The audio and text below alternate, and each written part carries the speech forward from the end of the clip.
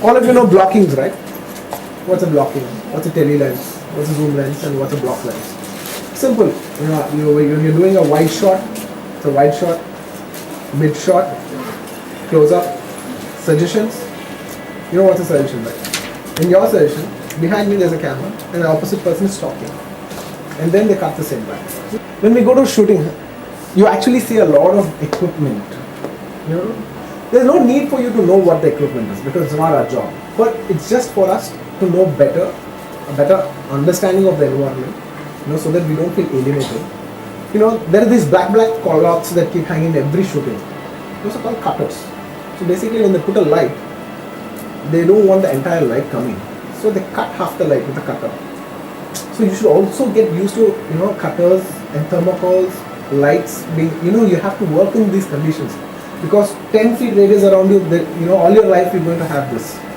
You're going to have this equipment all around you. So you should get used to this equipment, how they work. They have a thermocol sheet to enhance the light. They put a black cloth around you. When you're actually acting, there's a black cloth on your face here. One guy's holding like that. And you have to romance. One guy looking, he doesn't know what the hell you're doing. You can't act. I can't just act like this. Even if I act, I have to stay in the same axis line.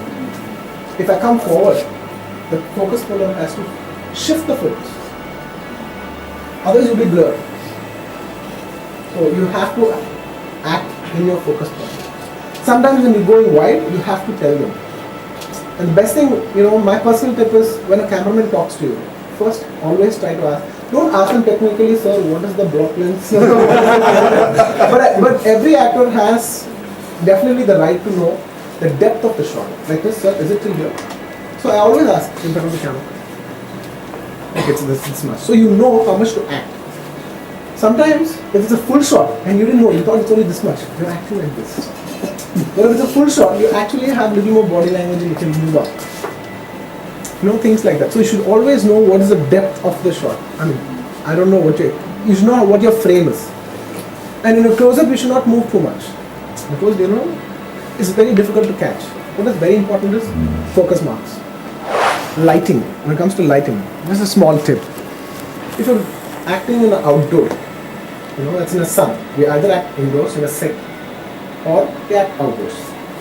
If you're acting outdoors, sometimes take the light. Like how I take, the staging, how I take, you should also take the light. If there is a shadow in your face, or suppose you're shooting under a tree, what they say is, see through a place where there's a hole in the tree, so the light falls in your face. So stand there, exactly so the light falls in your face. Take the light.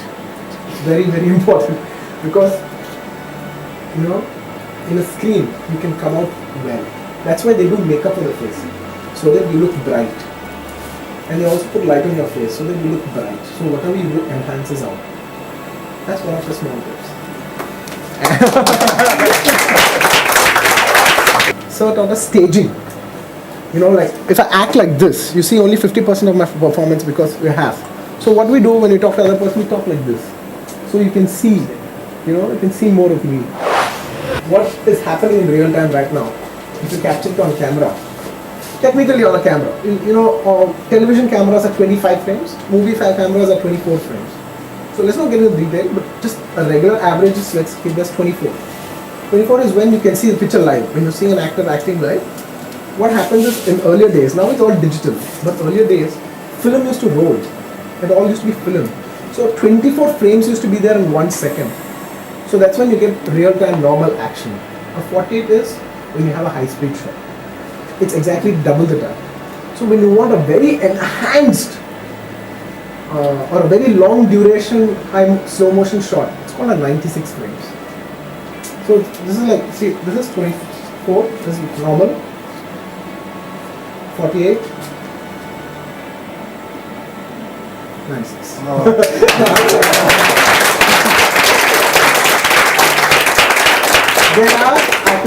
There are, for action sequences or a couple of, extra shots or product shots, they use even 1000 frames per second. Very unlikely that they use it for actors, but they do also use it for action sequences. A bullet shooting shot, in those English films you see, the bullet jumps out. You know, when you're hitting buck, you know, you see those high frames moving. Those are 1,000 frames. So mostly in slow frames, what they say is don't try to close your eyes as much as you can. You know, when I hit, if it's a 1,000 frame shot, if I'm actually, you know, closing my eyes and hitting, or even if I blink my eye, so when you actually see it in a replay, you're actually doing, so half the shot you're closing your eyes. So try as much as possible not to close your eyes in a high frame shot. Sir used to teach me one thing, very, very, very nice thing which he said. He used to say, if you look your character after your job is done, I don't know if he still says it. Yeah. If you look your character, you know, there's one thing that's just true. Ask any actor in the world, any good actor who has an understanding, they say your body can't lie. I never used to believe it. It's absolutely true. Your body can't lie. You can lie, you can fake it, but your body language, what you're trying to say, what you're trying to do, when somebody is faking it, you know they're faking it. How? When somebody is, you know, a hypocrite, you'll know. How?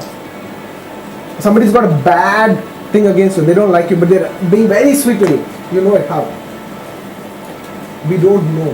Say it. Body language doesn't match the words. Exactly. Your body can't lie. So you have to be real. Doesn't mean, you know, when you have to kill a person, you don't have to kill the person. But you have to, the thought process has to be real. You have to run it in your head. You know, they ask you to just see. You know, there's some shots, just say, sir, just see. I ask, why am I seeing? So he's running away. So you're just looking there. So I have to have a thought process when I just look at the shot. I just can't see like, over. It does work. But that's what actors do. But to be a great actor or a good actor, you actually have to think.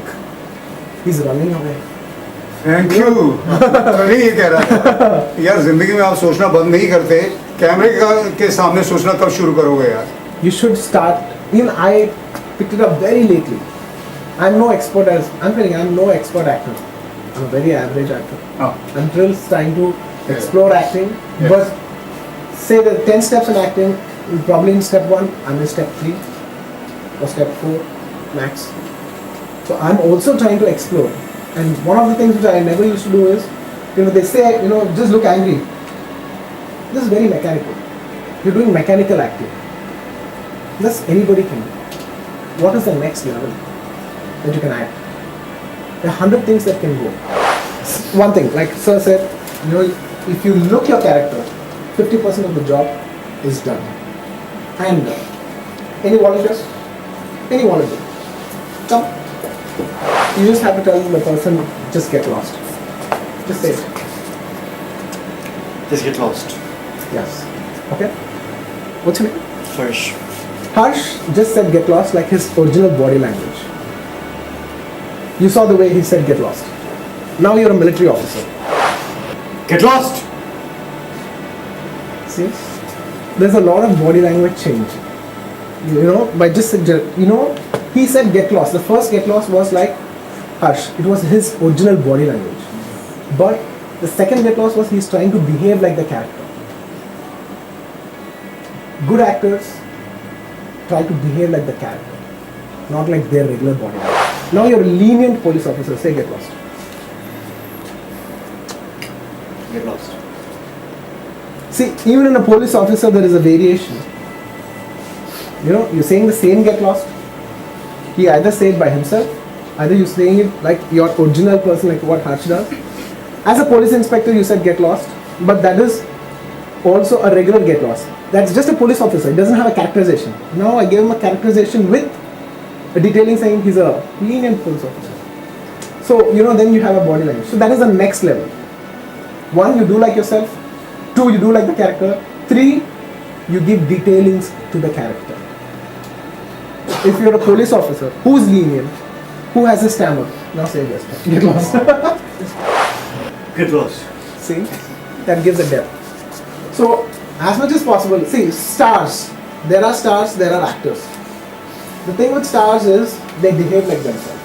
And it's their policy to behave like themselves. Because they want to be imitatable. they want to make their own personality. So whether you want to be an actor or do you want to be a star, it's a personal choice. I try to balance both somewhere. I like to give somewhere a core originality of my own. At the same time, I also like to give a variation. As my personal thing.